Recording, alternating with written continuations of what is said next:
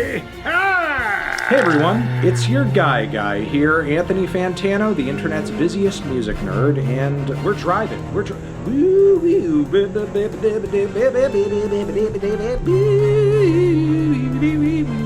Yeah, we're leaving Let's Argue City, and we're going to Let's Agree Town, a cozy little place along the coast where everyone agrees with each other. We're leaving that place in the dustbin of history. In fact, I've loaded that son of a bee up with enough plastic explosives to blow up a really big place. Yeah, we're done arguing. I want to hear your most agreeable takes, your coldest takes, the stuff that everyone likes to hear for positive vibes only in America. Thank you. So yeah, I went on social media and I asked for exactly that. Let's see the results. Kanye West lost the chance to revive his career. Yeah, this is a Let's Agree video, and I agree with that. Honestly, and I know it hasn't been that long since I've talked about Kanye on this channel, I feel like I have been, and this has been to a great improvement in my mental health. I feel like I've been less and less plugged into whatever sort of like positive or supportive or gaslighty type discourse there is happening around Kanye West right now. I do think partially it is because there is less and less of it happening currently. A lot of people saw that Cousin's tweet. That was just a bridge too far. I feel like you have to have some serious problems if like anything over the past year wasn't what did it for you. Like if it took the tweets about his cousin or the other various tweets about him being a cuck and making cuck music, like if that's what did it for you, there's something weird going on with you. You have problems, or maybe you're not experienced enough in the world. I have no idea. You should talk to a therapist about whether or not you were raised right or whether or not you were susceptible to things like cults. I actually watched some of these Kanye West fans who've been riding with him hard for the past like 6 or 7 months. If they do actually fall out of grace with Kanye, there is a high likelihood that they end up joining a cult somewhere shortly after. The Kanye West to Scientology pipeline will be real. Look out for it. But yeah, after this most recent string of tweets, I don't know if there's anybody out there who is still really truly supporting Kanye West. And I feel like, as I've been saying in the multiple pieces of content I've been making about his downfall as of late, clicking light, this is kind of the cycle that Kanye is always in. He is embedded into a certain culture or community of people, and because he is a contrarian by nature, he just has to adhere to the thoughts and feelings and statements that will piss off the people around him the most. And now that he is fully like jettisoned anything and everything that was once connected to early years Kanye or middle years Kanye and so on and so forth, he's now sort of like in this weird right-wing sphere. And now he has to once again find a way to make those people he is now surrounded by and beloved by hate him. And the fastest way to do that is to say he's a cuck and say he's into cuck stuff and tweet this other shit too. It's just this constant never-ending boom and bust cycle of all the people who love me, find a way to make them hate me while also ingratiating myself to another group of people, transition into that group, and then once I've done that, I need to find a way to get them to hate me too, and then move on from there. And we're just gonna do that over and over and over and over, and getting worse each time mentally and emotionally as we do it, to the point where I think Kanye is just gonna have nobody around him whatsoever. And it's just really sad to sort of like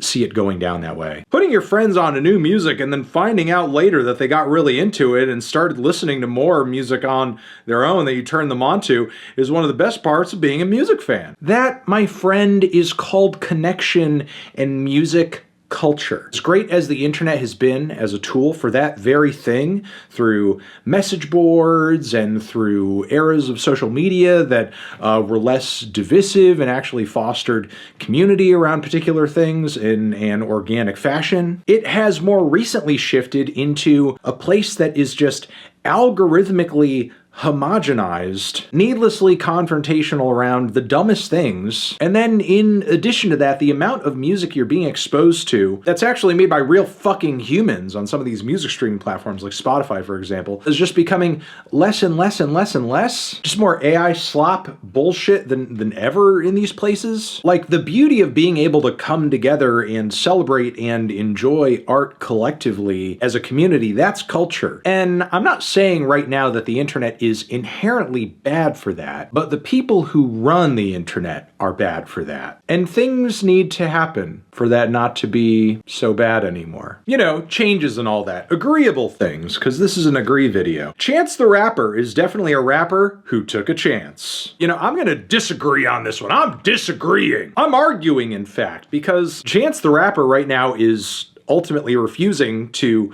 take the biggest chance, and that is come out with a goddamn album, come out with a mixtape, come out with something other than a bunch of random ass singles. Come out with a thing. What are you doing? Your career opportunities are just evaporating before your very eyes. There's no possible way you could drop an album that is worse than The Big Day. It can only go up from here. Drop a thing! NPR Tiny Desk concerts are great. I mean, yes, I agree. The performances are good and cool and neat and interesting and shed a different light on artists that you don't usually see in a certain context, be it a Megan Thee Stallion or a T-Pain, so on and so forth. But I cannot sit through one of these things because they refuse to specify whether or not it is a tiny concert at a desk or it is a concert at a desk that is tiny. And I refuse to donate to NPR ever again until they tell me what it is. When I was young, I thought Tyler the Creator were separated artists and Tyler was featuring the Creator in every song. You're telling me that's not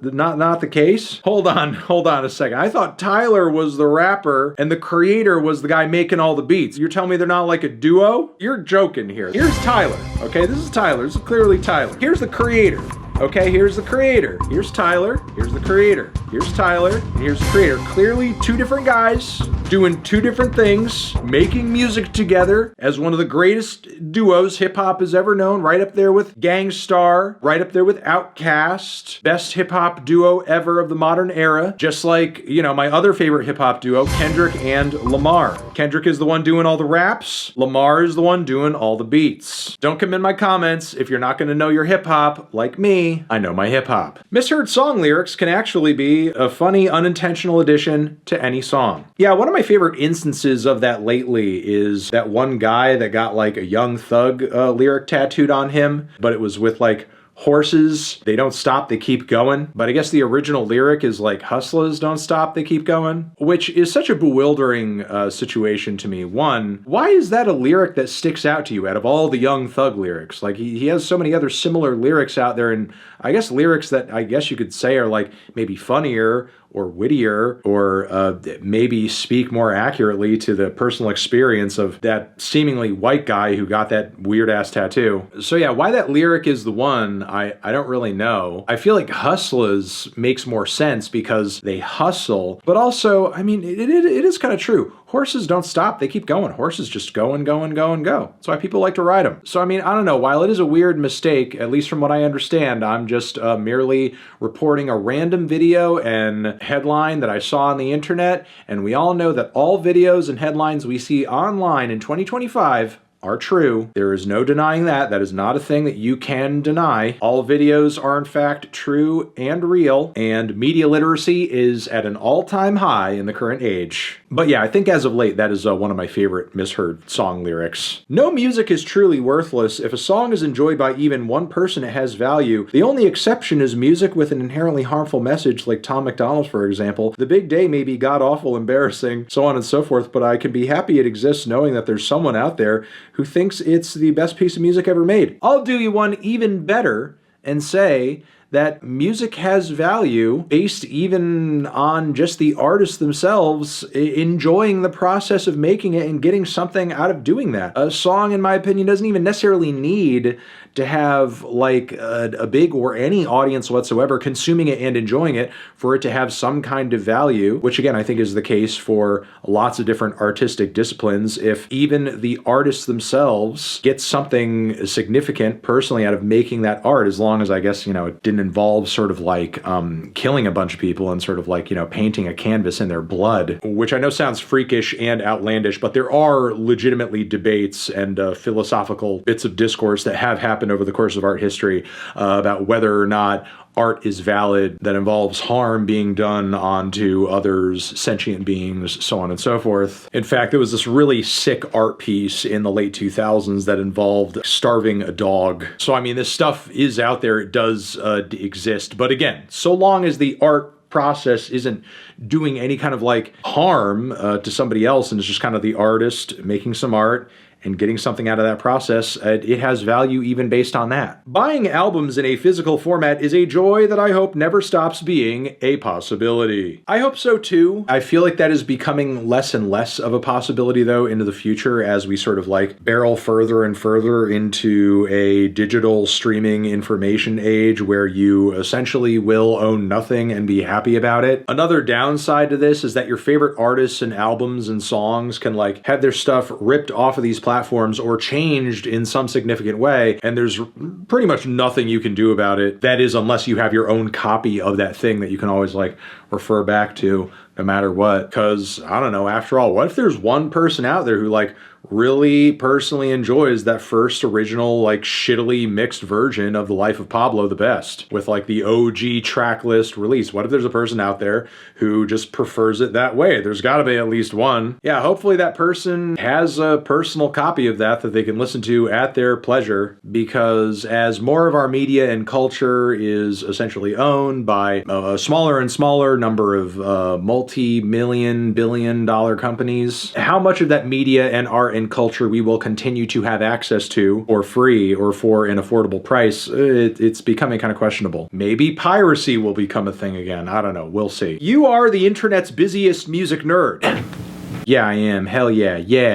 Yeah, I am. Yeah, I don't even disagree with that. Nardwuar seems like he's a really nice guy. Well, I've met him, and he interviewed me one time. I cannot watch that interview. I hate the way that I look and act in that interview so much. And chances are, if I did another interview, I would still like hate the way that I look and act in that interview, even though it would be nice to do another Nardwuar interview where I don't look and act like a fucking idiot the entire time. Anyway, yes, I've met him, and he is quite nice. Quite a nice guy in person, and I do agree that he is a nice man. Interactions with people off the internet tend to be much more fulfilling than talking to people online. I mean, at the end of the day, I feel like that kind of depends upon the person and where you're kind of talking and interacting. There are lots of cool people who I know through the internet, and I love my interactions with those people, and those people are, you know, important to me and have given me vital perspective on a lot of different things. If I had the opportunity to just sort of like casually hang out in person with some of these individuals, as you know, a few that I have in mind don't even live anywhere near me, I would. You know, a long distance online connection is fine too. Nothing wrong with that. You should try to find balance in your life in terms of surrounding yourself with positive people,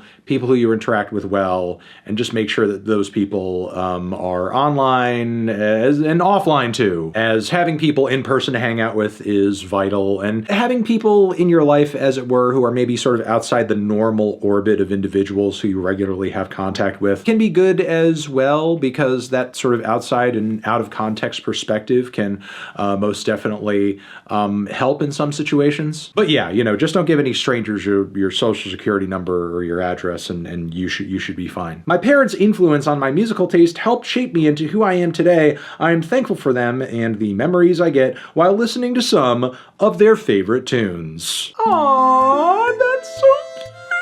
It's so adorable.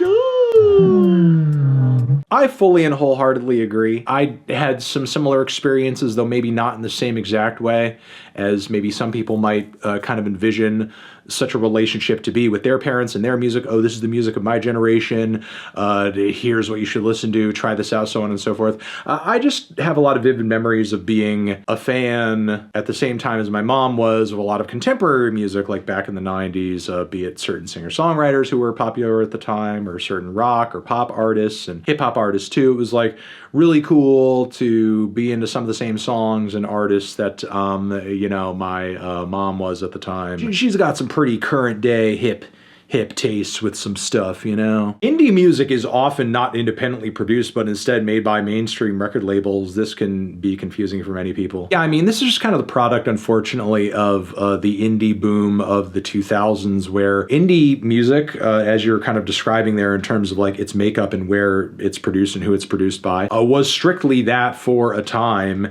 And then as some of the newer bands that kind of were gaining momentum in the late 90s and 2000s started to build up some steam. Labels kind of saw potential in indie music as like a new thing to sell records with and brand around and so on and so forth. And, you know, that's when you saw bands like Death Cab for Cutie getting signed to big labels and other artists doing bigger label deals and so on and so forth. And after that, sort of like the conceptual meaning of the indie label began to become more and more meaningless and, you know, kind of degrading to the point where it is today. And I wouldn't say it's completely degraded. I feel like indie as a label is kind of more descriptive of a sound than it is a literal ethos when it comes to releasing your music. That's not necessarily the worst thing it could have turned into. I mean, in some respects, I think indie would be an even less functional label if sonically it meant ultimately nothing other than just sort of like, oh yeah, we released this independently. Well, it's like, why do we have a genre label just for like, I'm releasing my music independently? You know, it's like you could release any kind of music independently. It doesn't need to be,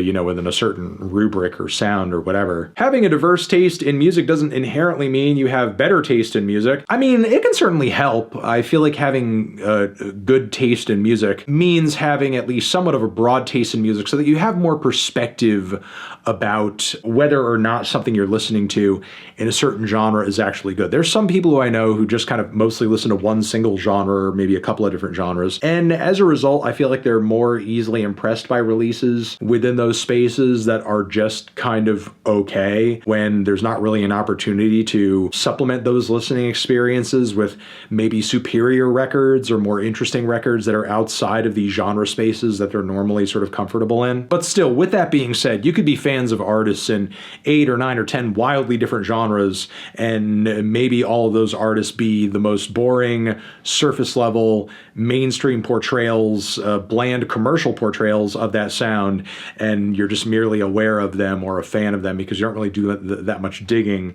into music generally outside of like what kind of just happens to cross by you when you're looking at random playlists on Spotify, which when it comes to taste is like a lot of breadth but not necessarily a lot of depth. And I feel like having a decent music taste, some depth is kind of required. I think listening to a wide array of different artists and genres can certainly help when it comes to improving your music taste. And when I say that, I mean like your capacity to, I guess, kind of grasp and familiarize yourself and understand different types of grooves and instrumental palettes and musical styles and so on and so forth. It can help with that, but it's not like, you know, the silver bullet guarantee that you're gonna have amazing music taste because you listen to more genres than the average person.